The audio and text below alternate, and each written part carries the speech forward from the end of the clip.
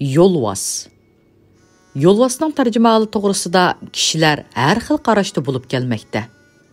Yaqinqi zamon Sharqi Turkiston tarixida Sharqi Turkiston xalqi tarafidan qandoq odam ishkanligi to'g'riliq hozirgacha aniq baho berilmagan shaxs Yo'lvoz. 1889-yili 8-oyning 13-kuni Maralbeshi noyisida tug'ilgan Uyg'ur bolasi. Hoshur Mirab degan kishining Jinastixon ismli birli qizi bo'lib, o'g'il bolasi bo'lmag'achqa bir o'g'il farzand ko'rishni to'liq orzu qiladi ekan. Bu kishi bir kuni saharda masjidga ketib o'tib, yo'lda bir bovoq bolaning yig'lagan ovozini anglab qoladi. Yaqin berib qarasa, yengili tug'ilgan bir o'g'il bola ekan. Hoshur Miraj, ya'ni Xudoyim berdi deb bolani elib uyga qaytadi. Uyga borgandan keyin uningga yo'lda baris, ya'ni yo'l ustidan tepilgan bola degan ma'noda ismni qo'yadi. Bu ism vaqtning o'tishi bilan Yo'lvozga o'zgaraydi. Yo'lvoz 5 yoshga kirganda Hoshur Mirabning qizi Jinastixonni Qashqarning Xitoy valisi zo'rliq bilan majburlab xotinlikqa oladi. Bu alamga chidamagan ota-onalar ochiq yutib, kasal bo'lib o'lib ketadi. Yetim qolgan Yo'lvoz va o'gay ochisi Jinastixon Xitoy valisining qo'lida qoladi. Bu vali shu chaqda Sharq Turkistonning Ulug'chat, Toshqo'rg'on taraflaridagi bir qism zaminni Rossiya zaminiga qo'shib berayotganligi uchun Manchang xoni tarafidan gunohga tortilib Beyjingga chaqirtiladi.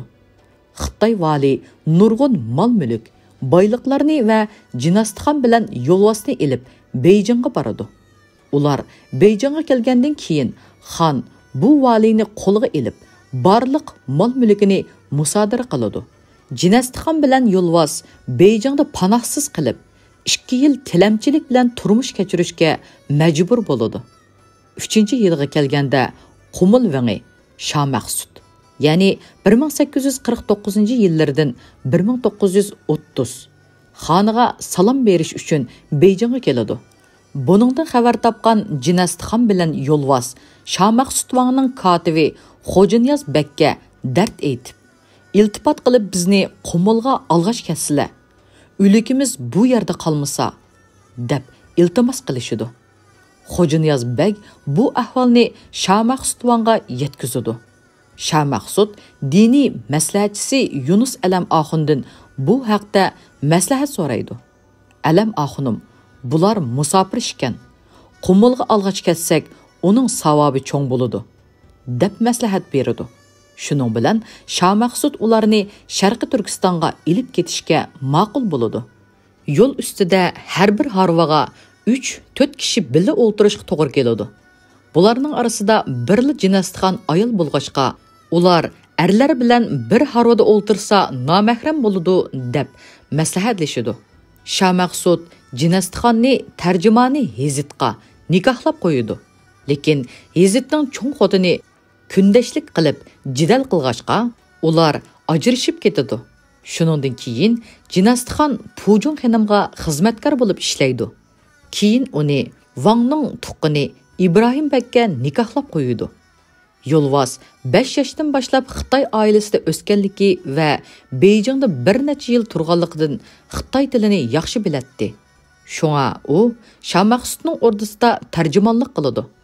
Hamda qo'shimcha Urumchi Jangjunining Qumulvang ordisiga beradigan maosh, xarajat pullarini boshqaradi. Yo'lvoz Shomaqsutga yordam qilganligidan Vang uningga bozor begi, siyosiy qozilik amallarini beradi. Shuning bilan Yo'lvozning inovati ko'tarilishga boshlaydi. Shomaqsut o'lgandan keyin Qumulda turishliq Xitoy Lujang Yo'lvozni amonlik atratiga boshliq qilib tayinlaydi. Shu chaqlarda Arturk, Shopul, Num qatorliq joylarda Abduniyaz Mirab, Sali Dorg'a boshchiligida xalq qo'zg'oloni ko'tarilish oldida turadi.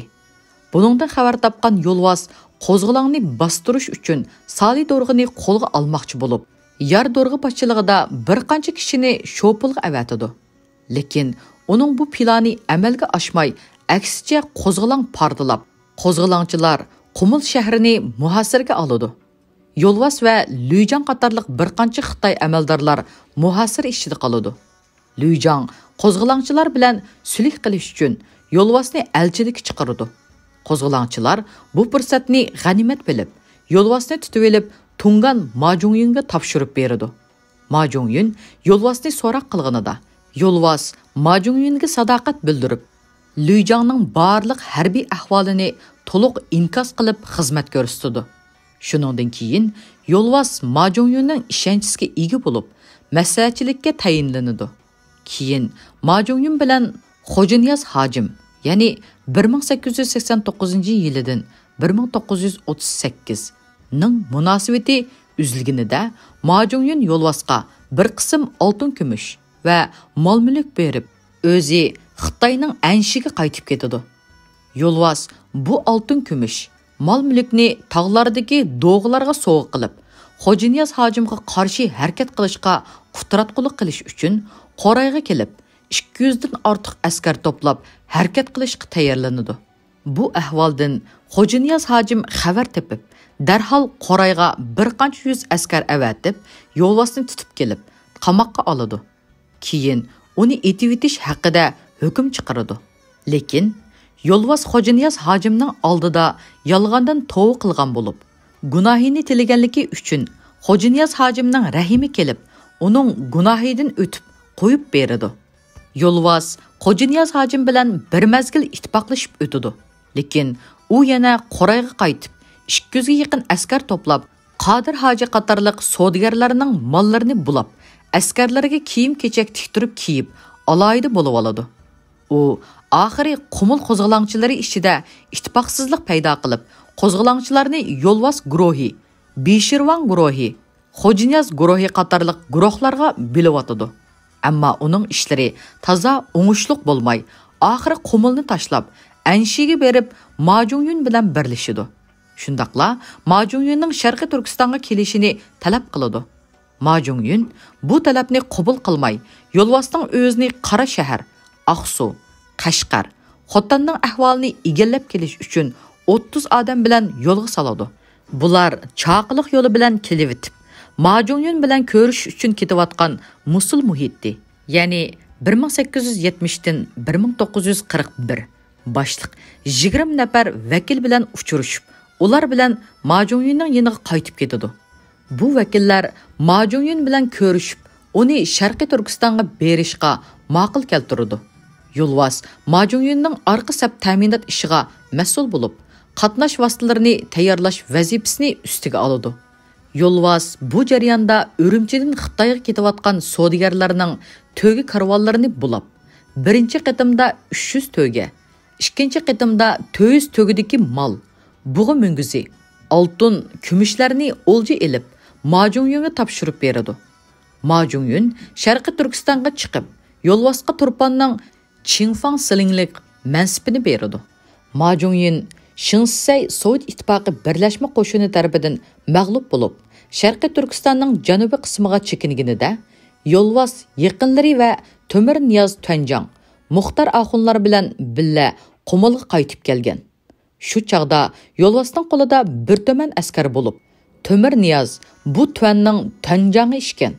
Yolvas Qumulga yetib kelgan kuni Beshirvang haraq ichib, mastlikida Pidoi bagni o'ltirmoqchi bo'layotgan fursatdan foydalanib, Beshirvangning butun harbiy qurollarini tortib oladi. Hamda Qumul yangi shahardagi harbiy boshliq Tungan Ligandini ziyofatga chaqirish yo'li bilan uning askarlarining qurollarini tortib oladi. Bu ahvoldan xabar topgan Shinsay Yolvasni qo'lga keltirish uchun uningga Qumulning hokimlik mansibini berish bilan tang Qumulda turish uchun bir diviziya askar avatidi. Buningdan xabar topgan Yolvas Barko'lning qozoqlaridan bir necha 100 askar elib, ularni Qumulning Langar degan yerida mo'ktirib qo'yib, o'zining bir bo'lim askarlarini Yettiquduqqa avatidi. Hamda Shinsayga, "Sen Qumulga askar avatibsan. Biz sening askar avatishingga qat'iy qarshi turamiz. Bizning askarimiz sening askarlaringni to'sish uchun Yettiquduqqa ketdi" deb telegramma yo'llaydi. Shuning bilan Shinsay askarlarini qaytarib ketib, Burhan apandi, Yari qari va yana bir o'risni yo'lvos bilan sulh qilish uchun Qumulga elchilik avatidi. Ular Qumulga kelib, Shinseyning yo'lvosga Qumulning garnizon qo'mondonlik mansibini berganlik buyrug'ini topshirish bilan birga nurg'un harbiy in'om sovg'a qiladi. Shuning bilan yo'lvos Qumulga 2,5 yil bo'yicha garnizon qo'mondoni va Qumulning hokimi bo'ladi. O'z vaqtida yo'lvosga askar bo'lgan shoir va yozuvchi Aziz Niyoz aslimisida yo'lvos to'g'riliq mundaq deydi. Yo'lvosning 1930-yillardagi yosh qorami 45larda. Soqolliq, egizgi moyil, oqchiroy odam bo'lib, o'tkir zihinlik, jiddiy, muhofazati kuchlik odam edi. Xitoy tiliga xeli usta bo'lib, jinshurin, Shinseydan kelgan xitoycha telegrammalarni Tun familiyalik kotibi o'qib bersa, shu hamonla tushunatdi va javobini xat bo'yi aytib beradi. Garnizon qo'mondoni bo'lishdan burungi tarixiga kelsak, u Shah Maqsudni qoyil qildirib keldi. Shah Maqsudning ikkinchi hukmroni bo'lgan tayjilarni ko'rinishda hurmat qilganda ko'rinsimi, amaliyotda ularni ko'zga ilmaydi. U vaqtdagi xizmati Wangning tayanch baglarining oldinqisi, Wangning tarjimoni, hokim, orda tarafidan belgilangan qo'shimcha bozor begi edi. Keyingi kunlarda bo'lsa, Qumul xalq qo'zg'olonining huquqliq boshlig'i bo'lishi bilan Ma Jungyingga yordam qildi. Eng oxirida Shinseyga qarshi urush uchun Qumul Barkul tog'laridagi qozoqlarni harakatlantirib, harbiy kuch uyushtirib, Shinseyning Qumulga avatgan qo'shini 7 quduqqa kelganda ularni orqaga chekindirdi. Bu ahvollardan shu vaqtda xabar tepib turgan Shinsey yo'lvosga qarata turlik hiyli nayrang ishiltishga kirishib, uningga orqa sovg'a salom avatishga majbur bo'ldi. Bir qatim men bu ahvolni o'z ko'zim bilan ko'rgan edim. To'xtaxun bilan ikkimiz yo'lvosning o'ylisida turganimizda, yo'lvos harbiycha kiyingan holda kirib keldi.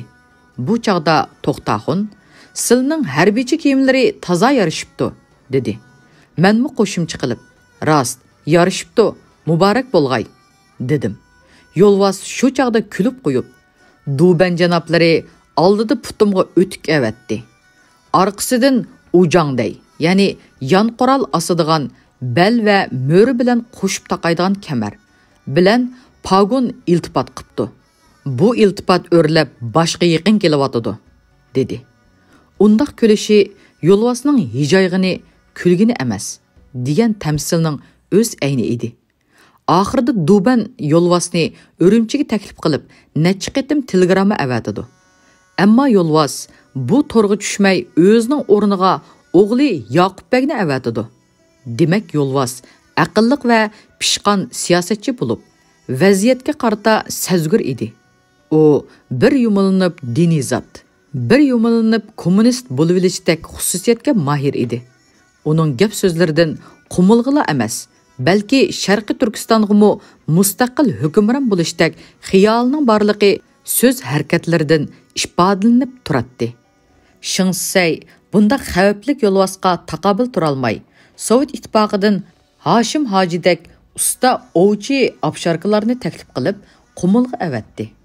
Hoshim Hojining Qumulga kelib o'rinlashganligidagi iflos qiyofatiga kelsak, uchisiga kiygini ali yo'lliq uzun chapan, beshida haramning seriq sallisi, putida mas kalash, ko'rinishi kamtar. Uyning ichiga kirsangiz, tamg'i esiqlik Qur'on jildikisi. 5 vaqt namozda jamoat bilan billa, masjidga burun kirib, keyin chiqishdagi ustunligi bilan bir turkum kishilarni o'ziga ram qilib, material to'plashga kirishidi. Shuni askartib o'tishga to'g'ri keladi-ki, Hoshimning Qumul viloyatlik jamoat xavfsizligi idorasiga kelishida ko'rinishda u bo'limcha boshlig'i, ya'ni Gujang bo'lsa-mu, amaliyotda viloyatlik jamoat xavfsizligi idorasining muavin boshlig'i edi. U kelib, bir oy ichida boshqaruqonlik vazifasini zimmasiga oladi. Bu jarayonda Qumul shahri, 5 shahar, 12 tog' doirasini josuslik to'ri bilan qoplab bo'ladi.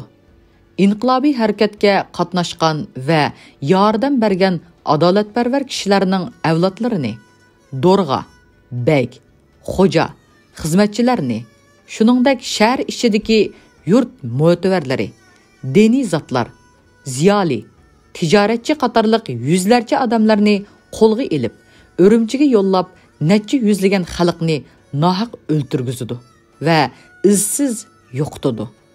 Hashim Hoji Qumulga kelib, yo'lvasni qo'lga tushirish uchun turli hiyla-mikrlarni ishiltidi.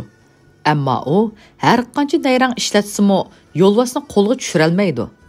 Oxiri o'zi mag'lub bo'lib, Qumuldan himoyat ostida qochib qutuldi. Yo'lvas oxiri Jinshurin, Shinsay va Sovet ittifoqi josuslarining qo'liga tushmay, hatto keyingi vaqtda kommunist Xitoy, ya'ni Gongchandang g'imo taslim bo'lmay qochib yurib, Tayvandagi millatchi Xitoy, ya'ni Gomindangning yiniga qochib ketadi. Yuqorqilar Aziz Niyozning yo'lvas to'g'riliq aslimlarining bir qismi. Xo'janiyaz Hojim, ya'ni 1889-yildan 1938 1934-yili 7-oy mezgilida Jallod Shinsay bilan ittifoq tuzib, Qashqardan Urumchiga qarab yo'lga chiqadi.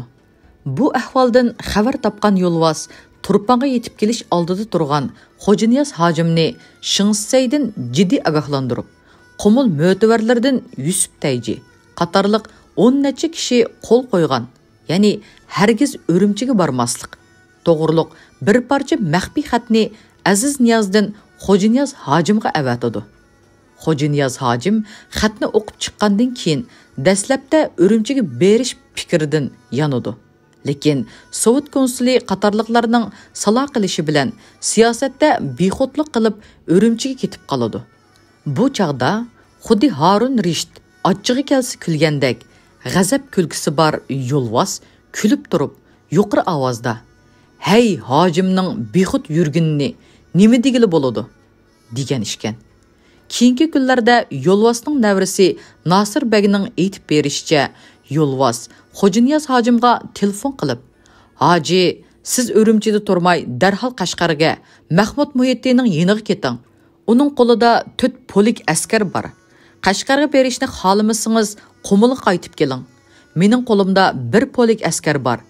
Beshimizga kun kelganda askar bizni qo'g'daydi" deb taklif bergan bo'lsa-mu, Xo'janiyaz Hojim yo'lvasning taklifini qabul qilmaydi. 1999-yili 8-oyda Xo'janiyaz Hojimning muhofizachisi Yunus Mollam, ya'ni 1890-yildan 1949 ning qizi Roziyaxon dadasining jamoat bilan qilishgan so'zni eslab berishicha, Xo'janiyaz Hojim atalmish Şinjan o'lkalik hukumatining muavin raisi bo'lib turgan kunlarida yo'lvas Xo'janiyaz Hojimga Urumchida turmasdan Qashqarga berib, Mahmud Muhitti bilan birga turishini yoki Qumulga kelib, o'zi bilan birga turishini, Urumchida askari yo'q qo'mondan bo'lmasligi qatorliq mazmunlar yozilgan bir parcha xat avatidi. Hojim xatning mazmunidan xabar topgandan keyin yo'lvasni ayblab, "Qo'rqinchoq to'g'ri yurak toz. Uning yuragi texi joyida emaskan. Meni necha yuz rus soldatlari qo'g'dayotsa, menga chiqiladigan kimkan? Biz Shingdoban bilan ittifoq tuzdik. Shunga uningdan sir tutsak bo'lmaydi" deb u xatni Shinsayga avatib bergan. Keyin yo'lvasdan ikkinchi qitim xat chiqqan bo'lib, xatda yo'lvas Hojimga ochiqlab va tillab, "Ey tog'chi, aqli kayniga o'tib qolgan tog'chi, men senga og'rinib, yomon kunda qolmasin, hayotiga xavf yetmasin" deb yozgan xatni Shingdobanga topshirib beribsan. Shingdoban sening dadangmidi? Sen yana meni qo'rqinchoq to'g'ri yurak debsan. Men to'g'ri yurakmi yoki sen qahramon botirmi? Keyin ko'ramiz. Sana nasihat qilgan og'zimni tamoq surkaychu, xat yozgan qo'limni chiqivetsam-chu. Bu xatni Shingdobanga topshirib bersang bo'ladi. Men o'tashga tegishlik burchimni ado qilib bo'ldim. Mengayotgan yo'ling to'g'ri bo'lsa, rohatini ko'rasan. Xato bo'lsa, dardini tatasan. Xayr xo'sh, hoji, Allohga omonat deb xatni oxirlashtirgan. Hojim yo'lvasdan xatini anglagandan keyin ikki qo'lini bo'yniga gira qilib silib, yerga qarab bir hazo ichini tinglab o'ltirib ketgan. Chunki hojim ilgari soddalik qilib qo'yganligiga qattiq pushaymon qilgan ekan. 1937 yili 4-oydan boshlab Sharqiy Turkistonning vaziyati o'zgarib, Shinsay bilan Yo'lvos o'ttirisidagi ziddiyat keskinlashidi. Shinsay Yo'lvosdan Qumulni tortib olish uchun Shuyuguangning qo'mondonligida 2000 kishilik qo'shin avatidi. Buningdan xabar topgan Yo'lvosmo To'g'uchiga qo'shin avatib, Shuyuguang qo'shinlarining oldini to'sib, ularni Qumulga kirgizmaydi. Dal mush paytda, ya'ni sharq tarafdanmi qo'shin kelyotidi degan xabar keladi. Yo'lvos Temir Niyoz Tuanjangni, ya'ni siz berib ahvol egallab keling, deb Ismoil Lianjang, ya'ni Zahidin Ismoil deb ataladi. Qo'mondonligida 100 kishilik askar bilan avatidi.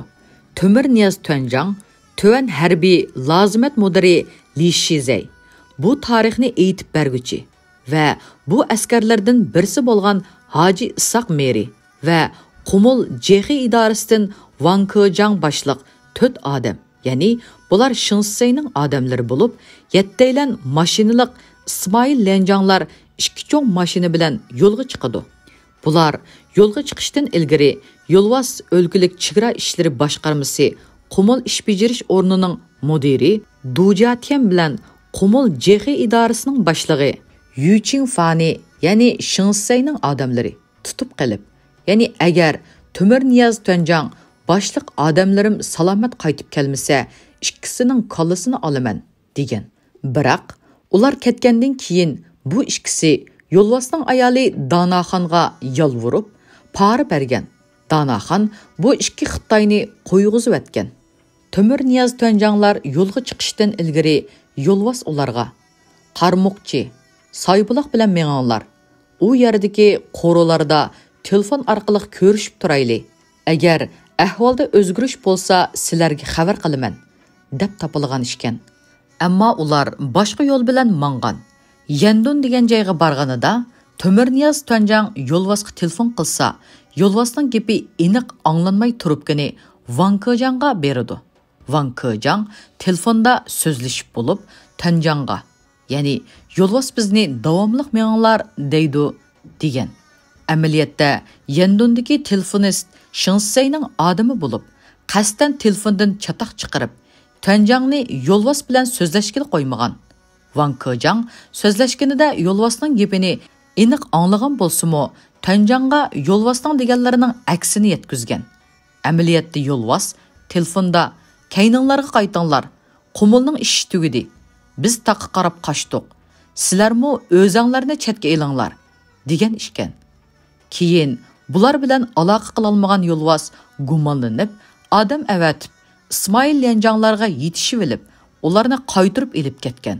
Temir Niyoz Tuanjang, Haji Isoq Meri qatorliq 3-4 kishi mashina buzilib qolib, keyin kichik mashinada oldin mengib turg'achqa ahvoldan xabarsiz qolgan. Bular ilgirlab Ara Yulduz degan yerga kelganida Xitoylar tarafidan qo'rshilib asirga tushgan. Bularni asirga olgan bu qo'shin kommunist Xitoy, ya'ni Gongchandang ning Qizil 4-armiyasiga qarashliq 30-jun 88-shi 268-tuan ekan. Ular jangga qatnashmay g'arbiy yo'l ustida timisqilab yurgan askarlar ekan. Bu Xitoylar Haji Isoq Meridan boshqalarini etivetgan. Haji Isoq Meri "Men askar emas" deb yurib tasodifiy omon qolgan. Yo'lvos 1949-yili kommunist Xitoy Sharqiy Turkistonga tajovuz qilib kirgandan keyin yanada Qumulning valisi bo'lib turaverdi. U Xitoy qo'shini Sharqiy Turkistonga kirganida Qumulda ularning oldiga chiqib, tajovuzchi kommunist Xitoy askarlarini qarshi olgan qiyofatda oziq-tulik bilan ta'minlaydi. Lekin u vaziyatni kuzatgandan keyin Astriddan qurolli qo'zg'olonga tayyorlik qiladi. Baytang tog'larida qechib yurgan qozoq Osmon Islom, Janmaqon qatorliqlar bilan aloqa o'rnatadi. Uning bu yoshirin harakatlari sezilib qoladi. Yo'lvos 1950-yili 4-oyning 3-kuni Arturukdagi millatchi Xitoyning amaldorlari Abaydulla bilan birlashib, kommunist Xitoyning Barko'ldagi 46-tuaniga hujum qiladi. Bu urush 40 kun davomlashdi. 5 aylarda kommunist Xitaylar 46 tuanning o'lmay qolgan askarlarini qutqizib, Arturk noyisini ishg'ol qiladi. Yo'lvoz kommunist Xitoy bilan urush qilish jarayonida bir qism askarlardan ayriladi. Yana bir qism askarlari jumladan Xitoy xotnimi kommunist Xitoyga asirga tushadi. Natijada Yo'lvozning kuchi ojizlab, Qutubedagi millatchi Xitoy qo'shinidan qochib chiqqan bir qism qochoqchilar bilan o'zining ozg'ina odamini boshlab o'g'li Yaqub Bey, ya'ni Qumul noyisining hokimi bilan Tibet, ya'ni Shizang orqali chegirdan qochib chiqib Hindistonga berib, shu yili 5-oyning 1-kuni Tayvanga qochib ketadi. Yo'lvoz mushu qitim qochish jarayonida 1950-yili 11-oyning 19-kuni Amin Vahidi boshchiligida hijrat qilib, Qaraqum yo'li bilan Tibetga mangan karvonlar bilan uchrashib qolgan. Karvonlarning bir qismi qozoqlar ekan. Bu vaqtda Yo'lvoz va uning Xitoy askarlari karvonning mol-mulkini bulang-talang qilib bo'lgandan keyin Amin Vahidi va uning boshchiligidagi karvonlarni o'ldirib etgan. Yo'lvoz Tayvanga qochib borgandan keyin Tayvanning Turkiyada turishliq, ya'ni elchisi va atalmış Şinjan o'lkasining, ya'ni raisligiga tayinlangan. U hayotining keyingi vaqtlarida bir necha tom aslim yezib chiqqan. Millatchi Xitoy, ya'ni Gomindang hozirgacha Sharqiy Turkistonga doir ko'plagan materiallarni oshkorlamagan. Yo'lvozning hayotiga oid faqat oz bir qism materiallarni e'lon qilgan. Yo'lvoz 1971-yili 7-oyda kasal sababi bilan Taybida 82 yoshida o'lgan.